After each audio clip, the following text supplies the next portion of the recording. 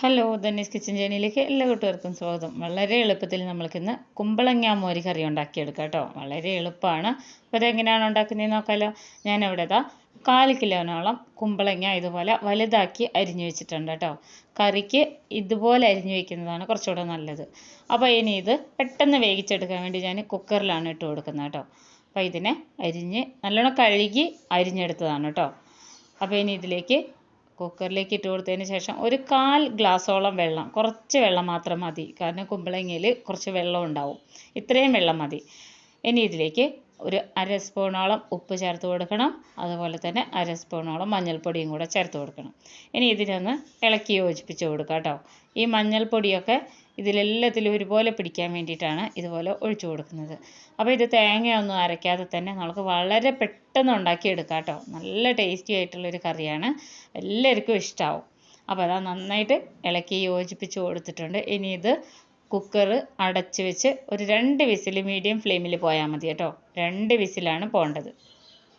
അപ്പോൾ അത് 2 വിസിലൊക്കെ പോകുമ്പോഴേക്കും നമ്മളിതിലേക്ക് ഞാനിവിടെ തൈര് എടുത്ത് വെച്ചിട്ടുണ്ട്. ഞാൻ 1/2 ലിറ്റർ തൈര് എടുത്തിട്ടുണ്ട് കേട്ടോ. ഇത് മിക്സിയുടെ ജാറിലിട്ട് ഒന്ന് അടിച്ചെടുക്കണം, എന്നാലാണ് മോരായി കിട്ടുള്ളൂ കേട്ടോ. അതിനായിട്ടാണ്. ഇനി ഞാനിവിടെ ഉണക്കമുളക്, പച്ചമുളക്, കറിവേപ്പില ഇതെല്ലാം നമ്മുടെ ഇഷ്ടത്തിനനുസരിച്ച് കൂട്ടുകയും കുറയ്ക്കുകയും ചെയ്യും. ഞാനിവിടെ 4 എണ്ണം പച്ചമുളക്, 2-3 ഉണക്കമുളക്, അതുപോലെ തന്നെ തൈര് ഞാൻ അടിച്ചെടുത്തിട്ടുണ്ട്.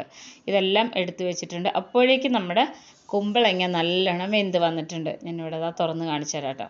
നന്നായിട്ട് ഇത് വെന്ത് വന്നിട്ടുണ്ട്. ഇനി ഞാനൊരു കടായി സ്റ്റവിൽ വയ്ക്കുകയാണേ. സ്റ്റവിൽ നിന്ന് കടായി ഒന്ന് ചൂടായി വരുമ്പോൾ ഞാനിവിടെ 3 സ്പൂണോളം വെളിച്ചെണ്ണ ഒഴിച്ച് കൊടുത്തിട്ടുണ്ട്. വെളിച്ചെണ്ണ ഇതുപോലെ നന്നായി ചൂടായി വരുമ്പോൾ 1/2 സ്പൂണോളം കടുക് ഇട്ട് കൊടുക്കാം. വളരെ എളുപ്പമാണ് കേട്ടോ.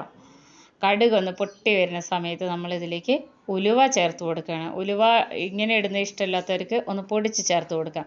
ഒരു 1/4 സ്പൂണോളം ചെറിയ ജീരകം, ക്യൂമിൻ സീഡ് ഇട്ട് കൊടുക്കുകയാണ് കേട്ടോ.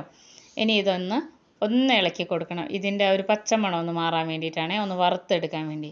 ഇനി ഇതിലേക്ക് നമ്മൾ നേരത്തെ എടുത്തു വെച്ച പച്ചമുളക്, ഉണക്കമുളക്, കറിവേപ്പില ഇതെല്ലാം ഇട്ട് കൊടുക്കണം കേട്ടോ. അപ്പോൾ നല്ല എരിവ് ഉണ്ടായിരിക്കണം. നമ്മൾക്ക് തേങ്ങ ഇല്ലാതെ തന്നെ നല്ല എരിവോട് കൂടിയിട്ടുള്ള ഒരു കറിയാണ് കേട്ടോ വേണ്ടത്. എല്ലാവർക്കും ഇഷ്ടമാവും. പ്രത്യേകിച്ച് കുമ്പളങ്ങ മോര് കറിയൊക്കെ എല്ലാവർക്കും ഇഷ്ടമാണ്. ഈസി ആയിട്ട് ഉണ്ടാക്കുമ്പോൾ എല്ലാവർക്കും ഇഷ്ടമാവും. അപ്പോൾ ഇതുപോലെ നല്ലോണം ഒന്ന് കളറൊന്ന് മാറി വരണം കേട്ടോ. നമ്മുടെ ഈ ഉണക്കമുളകിൻ്റെ ഒക്കെ അത്യാവശ്യം നല്ലോണം ഒന്ന് വഴന്ന് വന്നിട്ടുണ്ട്. ഈ ഒരു സമയം നമ്മൾ നേരത്തെ വേവിച്ച് വെച്ച കുമ്പളങ്ങ ഉണ്ടല്ലോ, അത് ഇതിലേക്ക് ഒഴിച്ചു കൊടുക്കണം. നല്ലോണം വെന്തിട്ടുണ്ട് കേട്ടോ നമ്മുടെ ഈ കുമ്പളങ്ങ. നമുക്ക് പെട്ടെന്ന് ഉണ്ടാക്കാൻ പറ്റുന്ന ഒരു കറിയാണ്. ഇതുപോലെ കുക്കറിലിട്ട് വേവിച്ച് കഴിഞ്ഞാൽ എളുപ്പം വെന്ത് കിട്ടും. അപ്പോൾ ഇതൊന്ന് ജസ്റ്റ് ഇതുപോലെ ഒന്ന് തിളച്ച് വരുമ്പോൾ ഇനി നമ്മളിതിലേക്ക് തീ ഒന്ന് കുറച്ച് വെക്കണം. നല്ലോണം ഒന്ന് കുറച്ച് വെച്ചതിന് ശേഷം നമ്മൾ അരച്ച് വെച്ചിട്ടുള്ള മോരാണ് കേട്ടോ. തൈര് നമ്മൾ നന്നായിട്ട് അരച്ച് വെച്ചതാണ്, കട്ടയില്ലാതെ. ഇത് ഒഴിച്ച് അതേ സമയം തന്നെ നന്നായിട്ട് ഇതുപോലെ ഇളക്കിയെടുക്കണം. നല്ല പുളിയുള്ള തൈരും മോരൊക്കെ ആണെങ്കിൽ കുറച്ചുകൂടെ നല്ല രുചിയായിരിക്കും കേട്ടോ ഈ ഒരു മോര് കറി. അപ്പോൾ നമ്മളിനി കുറച്ചും കൂടെ ഉപ്പിട്ട് കൊടുക്കണം. ഉപ്പ് ഇത് കുറച്ച് കുറവാണ്. അപ്പോൾ ഞാനിവിടെ കറിക്ക് ആവശ്യമായിട്ടുള്ള 1/2 സ്പൂണ് ഉപ്പും കൂടെ ചേർത്ത് കൊടുത്തിട്ടുണ്ട്. തീ ഒരിക്കലും കൂട്ടി വയ്ക്കരുത്, ഇത് പിരിഞ്ഞു പോകരുത്. നമ്മൾ തൈര് ഒഴിച്ചു കഴിഞ്ഞാൽ പെട്ടെന്ന് തന്നെ സ്റ്റൗ ഓഫ് ചെയ്തിടണം കേട്ടോ. ഞാനിപ്പോൾ ഇവിടെ സ്റ്റൗ ഓഫ് ചെയ്തിട്ടുണ്ട്. ഇതൊന്ന് തൈര് ഒഴിച്ച് ഒന്ന് ഇളക്കിയതിന് ശേഷം പെട്ടെന്ന് തന്നെ നമ്മൾ ഓഫ് ചെയ്തിടണം. തൈര് പിരിഞ്ഞു പോവാതിരിക്കാൻ വേണ്ടിയിട്ടാണ് കേട്ടോ. നല്ല ടേസ്റ്റി ആയിട്ടുള്ള തനി നാടൻ രീതിയിലുള്ള കുമ്പളങ്ങ മോര് കറി ഇവിടെ റെഡി ആയിട്ടുണ്ട്. ഇതുപോലെ ഒന്ന് ജസ്റ്റ് ചൂടാറുന്നവരെ ഇങ്ങനെ ഒന്ന് ചെറുതായിട്ടൊന്നിങ്ങനെ ഇളക്കി കൊടുക്കുന്നത് നന്നായിരിക്കും.